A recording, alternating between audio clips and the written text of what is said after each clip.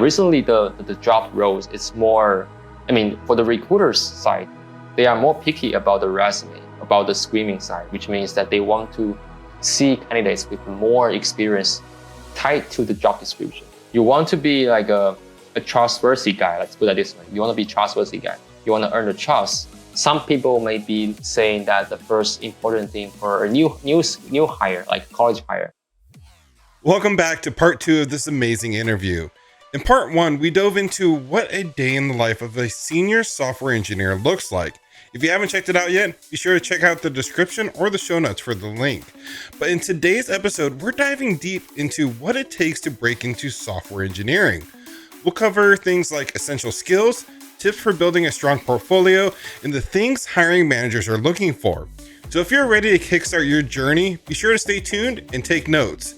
Without any further ado, let's roll into this week's episode. I'm curious, kind of going back to people starting in the field, what are some common mistakes you see, like people trying to enter the field, make? That's a really good question. If you're talking about some common mistake that you may have, I would say one thing, at least for myself, like I think it's tied to my example for a common college grad. It's like they couldn't distinguish the difference between like a job and like a course or a study in school. With that being said, it's like people, like especially for college hires, they might be trying to say they want to having a good grades, which means they want to bring impressive impression to their seniors or their colleagues. So they want to do everything. They want to push it so hard. I would say they push so hard. But in fact, so for example, they want to say, okay, I want to show my ability so that I can merge the code or merge some problems in the first week. In the first week, they land their first job. But the thing is, like during the job, I think there's no criteria to say that if you can merge your fix in the first week, you get an A. There's no such a thing. I mean, the important thing is you need to find out your own pace. You need to understand the whole thing, the whole business, the whole team's like structure, the whole like concepts for your related areas to be familiar with that. That will be the most important thing. You want to be like a trustworthy guy. Let's put it this way. You want to be a trustworthy guy. You want to earn the trust. You won't earn the trust by saying you merge something as soon as possible, but break that. I mean, you should thinking about in a more mature way to say, let's figure something out. Let's get it right rather than get it fast. So yeah. At least from my takeaway. Yeah. That's kind of important to know that, okay, you need to maintain your pace. Don't rush to any other things. It's not a way saying that you finish something like beat others and you win. This is no such thing. Yeah. And that's something I learned in the field is trust is quick to be lost and slow to be earned. It's easy to lose trust, but it takes years to build that trust up. And in my current job, my boss told me that exact thing, and I was asking him for advice, and he's like, I'm huge on trust. It takes a while for me to trust you to give you the keys to the kingdom. We're talking about, director of network operation. One wrong keystroke can take down internet for several towns, in my job. And it takes a while to build that trust up. And if you abuse that trust, you're never going to really get it back. So, Yes. Yeah. I think look for the correct answers, not the fast answers. Yes, there is a right time and place for shortcuts to be used and, trying to be more productive, but also on the same hand, you need to have that internal moral compass almost to make sure you're doing things right. Yeah, I think that's really important. There's in the reality, there's no such a thing that you have to do, let's say in X, like time XYZ, right? Like for example, when you're trying to fix something, I mean, there's no such a thing that you have to do it in the next 2 seconds. So don't rush about that. So it's and if you're doing the best you can, that's what matters. You only can work so fast. You're only human. You only can do so much. And at least if you're doing your honest, hardest, job and doing your best work, you have nothing to worry about. Yeah, for sure. Yeah. Now, for someone who is like already in tech, maybe they've got like, 2 to 3 years in the tech field and they're Mhm. looking to make the switch to software engineer. What advice do you have for them to really kind of help make that transition smoothly? I would say that a couple of takeaway. I would say the one thing is like trying to do some projects. I mean, to get you to be more prepared. I wasn't prepared, but probably get you more like a experience on some technologies that the nowadays the tech companies that use, especially for software engineer. I would say one particular trend that I was learned from the conversation I had with my friend is like recently the job roles it's more. I mean, for the recruiters side, they are more picky about the resume, about the screening side, which means that they want to see candidates with more experience tied to the job description. With that being said, if you can do some projects or if you have some experience that highly related to the job description, that brings you a more higher chance to at least pass the screening side and get you like an interview at least to the hiring manager or to the first like initial phone screening or tech rounds. So that definitely help you to at least having some choices to proceed the stage and proceed your job recruiting. So I would say having some projects, have some experience on some like popular tech stacks, or if you know the direction you want to go, like mobile or like machine learning or AI, then let's do some projects about that.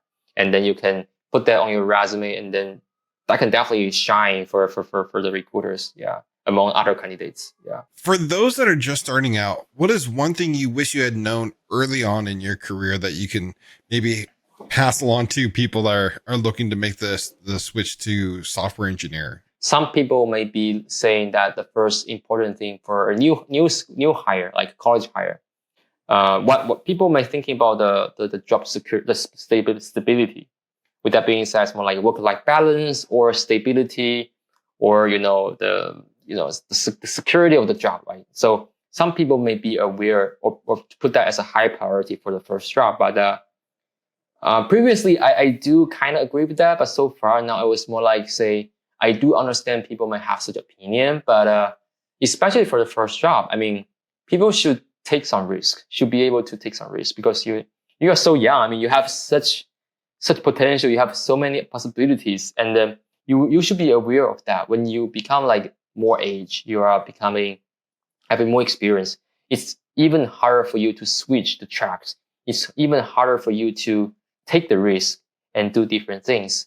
So if you can do that earlier, do that earlier. So that was like one, like a little takeaway I feel like. I mean, especially when I experience and when I talk to different folks. I mean, that's for sure the one thing that you like as a first job. Let's do something that you can take some risk for sure. I mean, you have many years in the industry. Let's do it. Let's explore it and find out the direction, something that you're truly interested in, rather than just saying, okay, I like work life balance, and then just like living with the job that you might not really like. So that was like the one takeaway I can think through. Another thing is like it would be great if people would be aware of that, but it might be hard is to find out that direction. Find out the direction would be more important than just saying you get a job to be in a company that people will say, oh wow, it's so cool. But I think finding out the direction that you would truly be interested in would be a really important thing. It could be even like a topic for your whole life. I would say that you need to find out what you really interesting in that you can do for the next like 5 to 10 years. I would say that would be another thing that people should be aware of. Yeah, and then I'm still on the way to that. So yeah. So many people feel like they have to wait until they're absolutely ready to make the leap into the career field. Like they have to be like so qualified. And, I always tell people like, don't wait. Like, you never know when you're applying for jobs when you might be the most qualified person. And what's the worst that's going to happen? They're going to tell you no in the interview. But so many people procrastinate on applying because I think they're scared of rejection. So like if you know if you thought about making the career change into tech and just in general, I think you should dive into it. You know, you should pursue it and find out whether you like it or not, because this field is definitely not for everyone.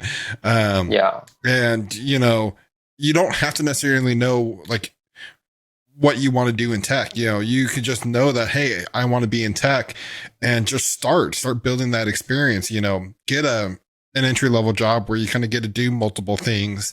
Um, you know, and that way it kind of helps you realize that, because so many times I've talked to people that say, I want to be a penetration tester in cybersecurity.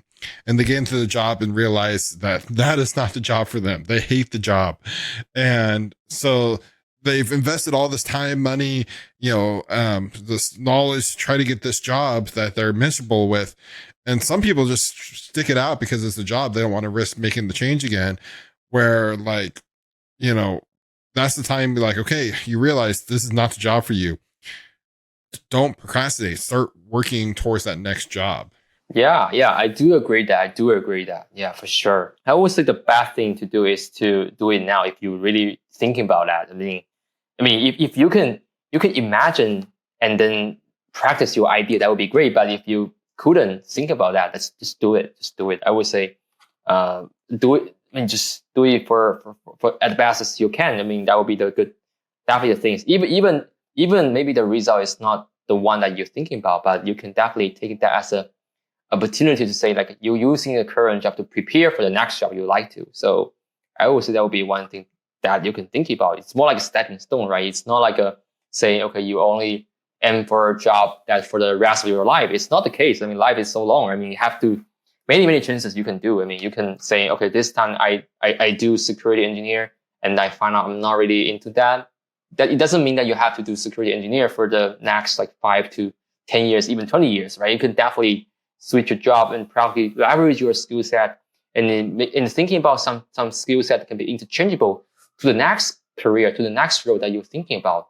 So this is not the end of your life for sure. So that's one thing I want to highlight. Yeah. Absolutely. And that's the way I looked at it when I first started in the field. Like, you know, I entered the field, I had no experience. I didn't go the college route. I was self-taught. And so I knew I had to start at the bottom and work my way up. Um, and so many people are like, oh, I don't want to do help desk, or I don't want to do that entry level job. I just want to get that high level job.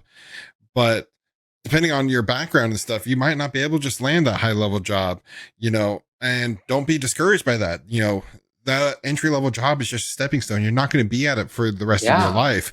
You know, I know people that have been at that entry level job for 10 plus years and they're sick of it. And I'm like, well, why haven't you moved on yet? You know, why haven't you taken that leap of faith? You know, I think those entry level jobs, they're really only meant to just, you know, be like a 1 to 2 year job, you know. And that's what I did. Is when I got in the field, like I said, okay, I want to be, when I started in the field, I wanted to be a network administrator, a systems administrator. Like that was my end goal.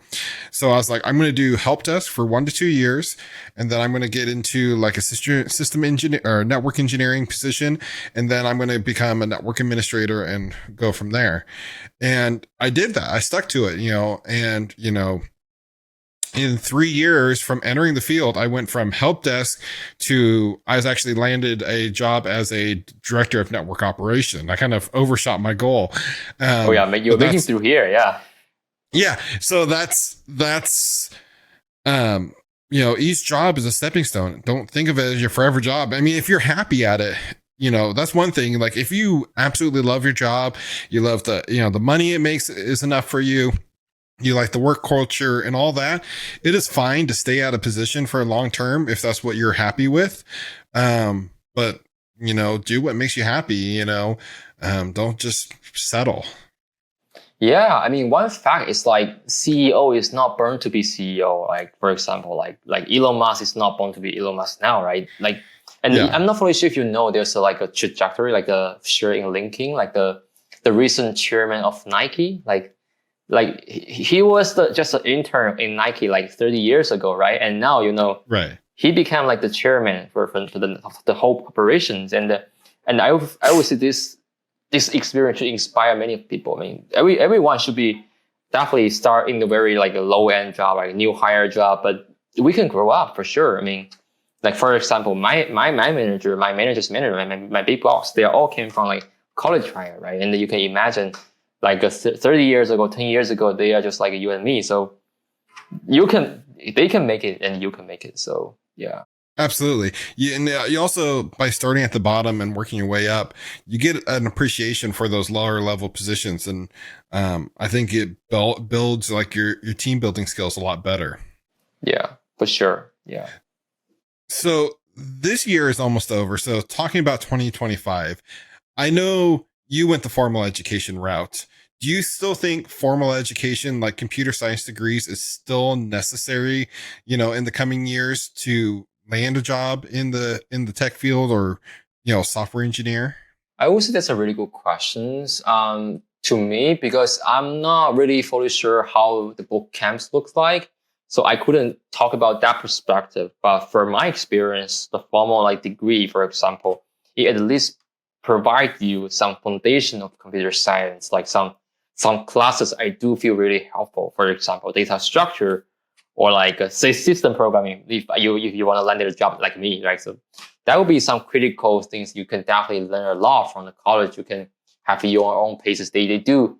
I mean, those professors, those instructors do craft out a really good syllabus about how you should approach this idea, how you should learn those concepts in a really like well-rounded or systematic way to making sure you can grab the concepts in good pace. But for sure that this is not the only way that you can learn such knowledge. I mean, for example, nowadays we have the internet, right? We have YouTube. You can basically watch every single lectures you can get in YouTube, and even they could be even better to follow, even better to understand for sure. I mean, I do have the same experience, so I know that. So that doesn't. So I mean, it means that didn't have like a college degree for computer science doesn't mean that you couldn't land your job as software engineer. So it's not necessary to chew.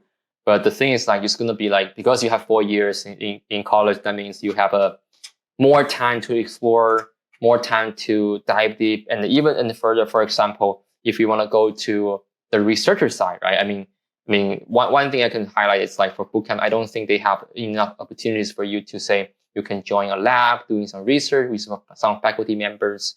So that is some unique opportunities you can do in college. Because just for myself, I did some research with some professors after taking some classes. That definitely helped me to see that, okay, what kind of directions will be something I feel interesting potentially, or something I'm not fully interested in, just like natural language processing. That's one example. Right. I did research on that time. But yeah, I would say this is there won't be any like typical yes or no questions. I do believe that people can get access by just doing the boot camp or even just learning something by their own, by watching some, YouTube videos. But still, I would say that the degree would definitely help. It doesn't hurt. I mean, anyway, it doesn't hurt for you to have a degree in computer science if you want to do something related to that. Yeah. No, absolutely. And, everyone learns differently. College wasn't for me, at least right after high school. I tried to go to college straight out of high school, and I was just too interested in girls. Let's be honest. I didn't focus. I was a horrible student. And I dropped out, and I didn't go into tech right away. I just kind of fumbled around. I got a job to put food on the table, got married, had kids. And then I was at a really good job. I was making, decent money as like $70,000 a year, which where I live was a lot of money. Oh, yeah. But I hated the job. I was a bulldozer operator. And I'm like, I'm not being mentally challenged. I know I was always meant to do a job where I had to be mentally challenged. So that's when I decided to make the switch to tech, and I didn't have the money to go back to college. And I really wanted to just make the switch. So that's why I started, like I said earlier, I started at the bottom and worked my way up. That route was perfectly fine. But I know plenty of people who've gone through college that like to have that structured learning or need that structured learning that really succeed. So it's really just trying to figure out what works for you. Me, I'm big into being self-taught, but some people don't really they don't do well with that. They don't, they like to have that college professor to be able to talk to and get advice from. Everyone learns differently. So. Yeah, and I do feel like impressed about like your experience at Coda. I feel like this is one important characteristics, one really important like quality people should have is the internal driven mindset. I feel like you definitely have one that makes you feel like okay, you are not never satisfied with the current situation. You always want to improve from the current step. That's awesome. That's really impressive. And I feel like for some people arguing saying that the college degree would be in favor, I think one thing is like people are really get used to following. And the college provides a routine, like a structure, like you mentioned, that okay, saying okay, what's the necessary classes, required courses you need to take, freshman, sophomore, junior, senior, everything's on page. You don't have to worry about that. You just watch lecture, finish your homework. But in the real world, when you go to the I mean, when you go for a work and full time, I mean, there's no such routine for you actually. I mean, there's no example you can follow. There's no way to say you have a classmate. No, there's no like ABCD, no like course grade that you can compare. There's no GPA things. Let's forget about that. I mean, with that being said, you have to have the mindset, like I mentioned, internal driven to say every time you want to improve yourself, you want to push your out of the boundary. So that brings you to become like more, I won't say successful, at least like every day you can become like better than like you in years today or yeah, your previous version. So yeah. Yeah, but you know, it's if you have that drive, it is achievable. But you know, I'm not saying if you don't necessarily have that drive, you're not going to be successful either. You know, that's not what For you know, sure. we're trying to say. Yeah. Everyone's just different. So Yeah. what do you think the job market for software engineers is looking like in 2025? Do you see it expanding? Is it kind of staying the same? Are jobs going away? What is like kind of your perspective on it? This is a really good question. I'm not fully sure I have enough input for that. So I do some of the recruiting things, but at least for my potential, like at least from my experience, like we do still hiring, but we are hiring in a more conservative way. With that being said, like we are not no longer doing aggressive hiring like 2 to 3 years ago, like 2021 maybe. Like we have a really like large budget and we are really like optimistic about the growing for the entire business, the entire product. But so far we are more doing convert like conservative like hiring. It's more like say it's not like backfill. It's not that like the case, but still we're saying that let's say we do have some budget, but let's just do one hire first or 1 to 2 hire first in US and then probably 1 to 2 hires in Mexico or in India, just distributed like the regions to be expand the team globally. So that will be the case. So I can imagine for most of the firms, maybe they will follow the same pattern. So it needs no longer to be like aggressive hiring in US. It could be more diverse, more spread out in the geographic way.